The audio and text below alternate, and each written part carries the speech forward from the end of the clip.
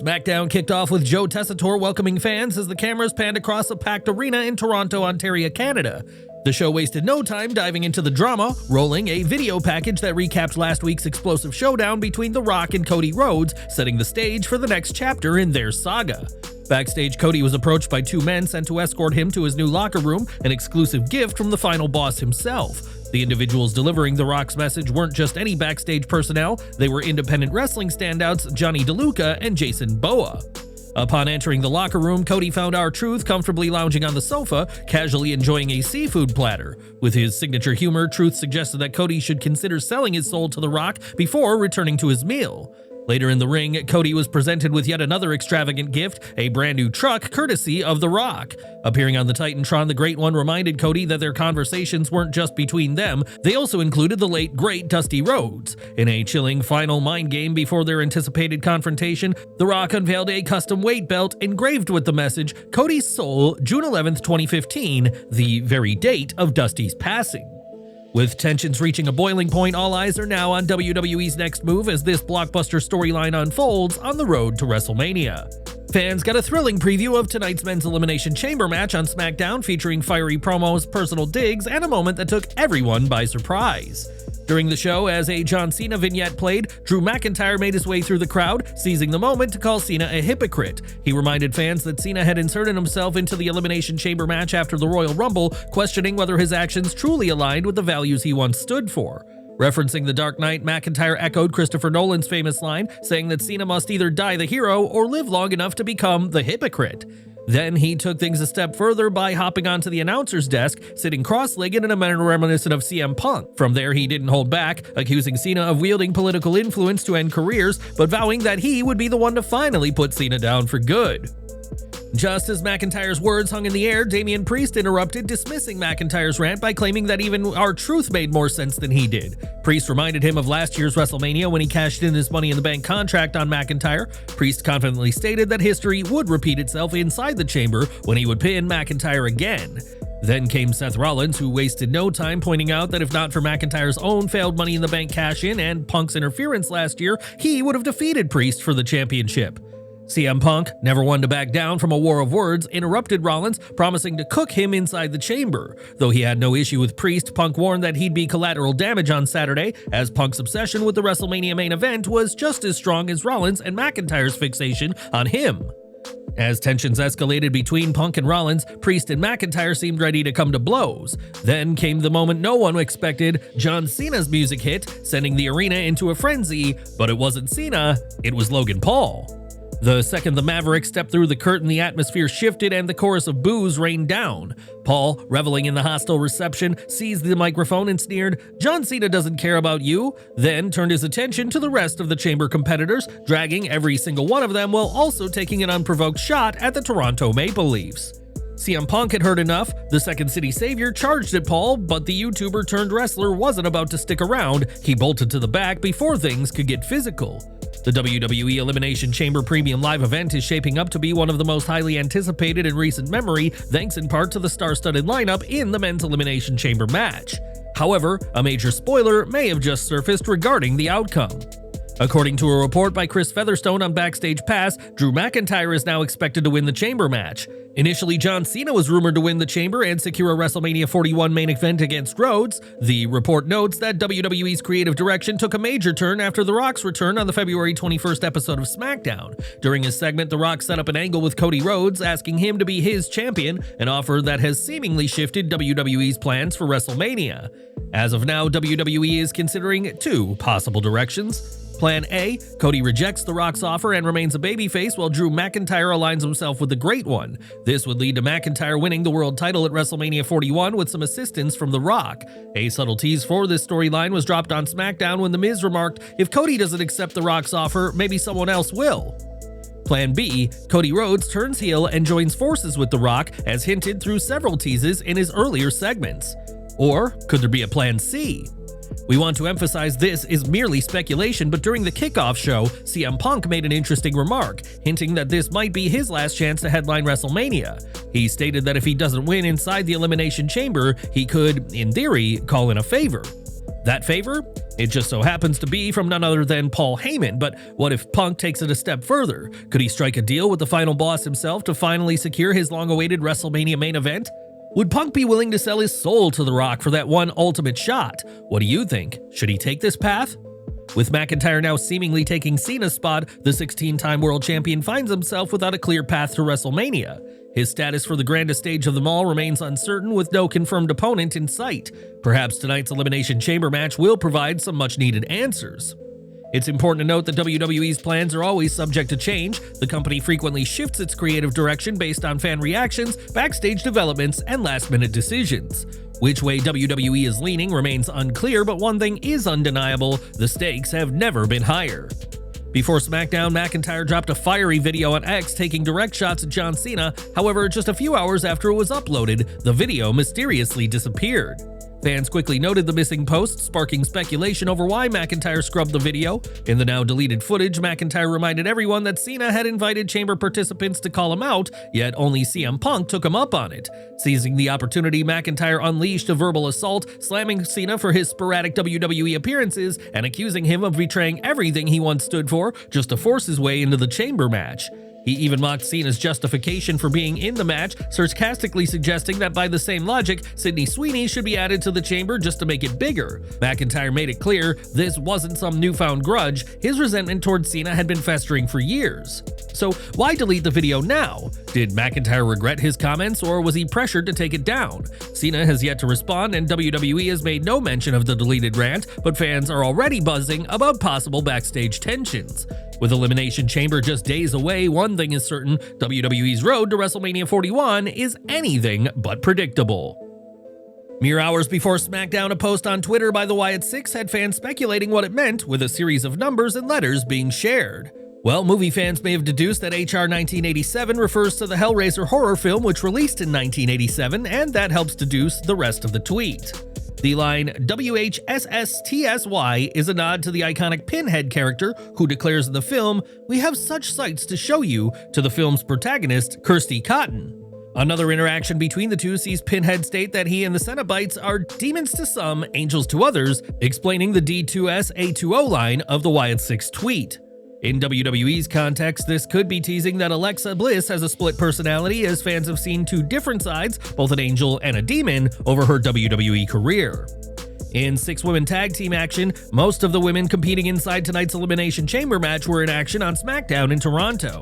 Bianca Belair, Naomi, and Bayley took on Liv Morgan, Roxanne Perez, and Raquel Rodriguez, the latter being in the match instead of the sixth chamber participant, Alexa Bliss. Naomi and Morgan began fighting as soon as the bell rang, and it wasn't long before all six women were brawling all over the place. In a scary spot, Morgan's head almost hit the announce table when Bayley took her down with a suicide dive, giving fans flashbacks of what befell JD McDonough earlier this year. On commentary, Wade Barrett worked overtime to plant the seeds that Liv and Raquel didn't take out Jade Cargill, following on from the Kickoff event earlier in the day. This was a pretty standard six-person bout, with every combination of opponents working together before Perez got the victory for her team after hitting Pop Rocks. Post-match, Bliss arrived to hit Perez with the Abigail DDT, and a glitch appeared on the screen with some clues about the motivations of the Wyatt Six. There was a brief image of the door from the Firefly Funhouse with a large eye in the door frame, and fans may remember that Bray Wyatt teased an arrival during the final Funhouse episode. There was a creepy image of Alexa Bliss with a red circle, a symbol often used by the Wyatt Six, being visible, and perhaps this was the presence that Bray teased all those years ago. A picture of the Wyatt Six was also shown, and it is clear as it can get that Bliss will have a major role to play with the faction moving forward. Interestingly, SummerSlam 2019, where The Fiend competed in his debut match, was hosted in Toronto, Canada, the host of tonight's Elimination Chamber, PLE. On commentary, there was an interesting line of, "We've had 5 of the 6, but the 6th tends to do her own thing," which on the surface was a nod to 5 of the 6 chamber entrants competing. With that said, it could also be a nod to Bliss possibly being the 6th member of the Wyatt Six, and if so, the idea of Bliss doing her own thing could prove very interesting. More from the Elimination Chamber kickoff as things got messy from the very start. Roxanne Perez and Bayley started off with a back and forth before Liv Morgan and Raquel Rodriguez arrived to gloat about their greatness before Michael Cole asked a big question. Cole asked if the new women's tag team champions were the ones that attacked Jade Cargill, but Liv laughed and said it wasn't her, and even if it was, Jade can't do anything about it now. Bianca Belair ran out to attack Liv, kicking off a chaotic brawl that led to security and officials flocking to the stage to try to restore order. With Jade now cleared, her return is expected sooner rather than later, and it remains to be seen who is revealed as her attacker as Liv and Raquel continue to plead their innocence. There were some unfortunate production botches at the kickoff event, including the screens going to default title cards when Michael Cole came out to address the fans. Later on, when Michael Cole's name card appeared, it said he was Kathy Kelly, but these minor issues didn't take away from the star-studded kickoff show. On SmackDown, Los Garza were set to face the Street Profits, who are now back on programming and in a prominent role after a long time on the shelf. The Profits were confronted by Los Garza to set up a match, but the bout ended up being called off before it even got started, thanks to DIY. The tag team champions attacked Ford and Dawkins as they were making their entrance, and Pretty Deadly and the Motor City Machine Guns would join the brawl as well. With security unable to get a hold of the situation, the match between the Profits and Garza was called off, and this wasn't the only planned match cut from this week's SmackDown. Originally, it was set for US champion Shinsuke Nakamura to put his title on the line against LA Knight in a Survivor Series rematch, but that ended up not being the case. Shortly before SmackDown went live, Nick Aldis announced several matches which collectively would determine Nakamura's next challenger, with Knight now having to earn a title match. It's unclear why the original plan was changed, as it likely wasn't done to cut time, as having multiple matches with entrances would be longer than one Nakamura versus Knight bout. PW Insider reports that these changes were a last-hour creative plan change from Triple H and Bruce Pritchard, though these changes have not gone down well with fans. Fans in Toronto and at home were excited to see Knight get another shot at the title this week, but a title match just wasn't meant to be on this episode of SmackDown. In the first round of a brief tournament to determine Nakamura's challenger, Andrade was set to face Solo Sikoa, but the latter gave up his spot to Jacob Fatu. Fatu may be portrayed as a massive powerhouse, but he and Andrade aren't too different in size, resulting in a match that felt even in many ways. Fatu's strength was met with Andrade's agility and speed, and this proved to be a very physical and highly entertaining match between two guys who brought everything. They made this match as exciting as possible before Fatu got the win with his signature moonsault, and won without any help from anybody in the bloodline. In the second match of the tournament, LA Knight sought to put himself back in the title picture by taking on Santos Escobar in a meeting of two very different styles. Both men are versatile players on the roster, so it took little time for them to find their groove, and their match went through a break and into the next segment. This was a solid performance by both men, and it was great to see Escobar have the chance to shine, as it feels like fans don't see enough of him these days.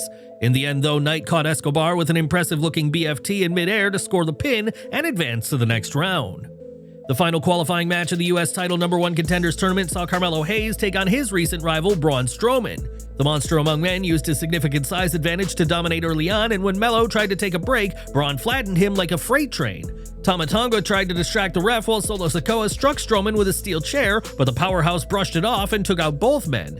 In a nod to Eddie Guerrero, Hayes made the ref think Strowman used the chair on him to get Braun DQ'd in what was barely a match, but it made Melo look like a smart opportunist. Ahead of the tournament finals, Sikoa gave Fatu a pep talk before he walked to the ring for the main event to take on Carmelo Hayes and LA Knight. Melo was the freshest competitor, as his match with Strowman had been the shortest, though all three men looked like they had no lasting effect from their earlier matches. Hayes tried to form a partnership with Fatu, which went ignored, and when Knight tried to floor Fatu with a bulldog, it proved to have no effect. While there were no alliances in this match, it felt like Knight and Melo were fighting an uphill battle as the physically dominant Fatu controlled the pace.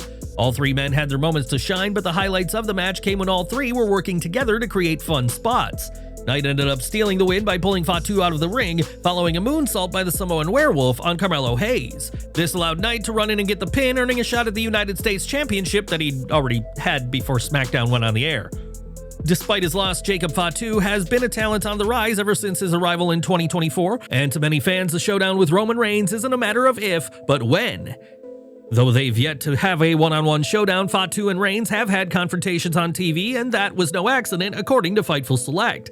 It's reported that WWE's creative higher-ups and others in the company expect Fatu to be a top talent for years to come and emerge as one of the biggest success stories from the bloodline. With that in mind, all signs are pointing to a fully fledged feud with Reigns, though the nature of the ideas in the works for either man were not clarified in the report. WWE had previously passed on signing Fatu before inking him to a deal last year, and fans can expect big things, including matches with the OTC, in the Samoan Werewolf's future. Now, Layla Hirsch has left AEW, and she may not be the only one, as Brian Alvarez of F4W Online reports that AEW is bracing for multiple departures in March as contracts expire. On Wrestling Observer Live, Alvarez explained how the AEW roster is expected to get trimmed down this month. He said, "I think that this will not be the last time you hear this story, Hirsch's exit, in the month of March. I've heard that there may be some departures coming up. Whether it's people being released, people's deals coming up and not being renewed, I think the fact of the matter is they got way too many people under contract. I think I can comfortably say Layla Hirsch will not be the last in the next 30 days. With Hirsch, Miro, Malachi Black, and Ricky Saints all exiting AEW in 2025 alone, things are certainly changing, and it remains to be seen who leaves AEW next in the coming weeks. Sami Zayn was live at SmackDown in Toronto, but Kevin Owens was live in the ring at the Rogers Center, where Elimination Chamber will happen. This was a smart way to keep the two apart ahead of their unsanctioned match, and with such a personal feud, this could, and arguably should, headline tonight's PLE. With Owens being at the empty Rogers Center, fans online poked fun at the visual, with many joking that Owens had left WWE to join AEW. Some commented that Kevin Steen is all elite, while one fan sarcastically commented that the empty venue was a great crowd for AEW.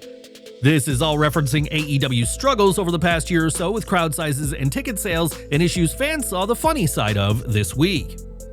After exiting AEW, Ricky Saints wasted no time in joining NXT, and while this decision has been huge for him, it also means Saints had to vacate a title.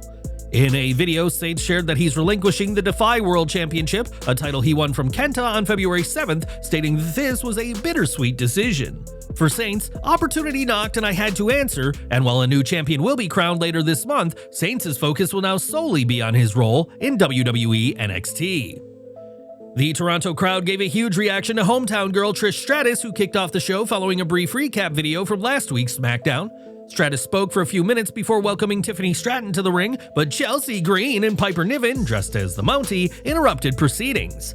The longest-reigning women's U.S. champion said she was glad she no longer lived in Canada, and Stratton challenged Green to a match, which Nick Aldis sent a ref out for to make it official. Returning from a commercial break, the match was already in progress, with Green scoring a 2 count on the reigning women's champion when the show came back. They traded control back and forth several times to make this bout feel competitive, and while Tiffany had a slight power advantage, it wasn't enough to make this feel uneven.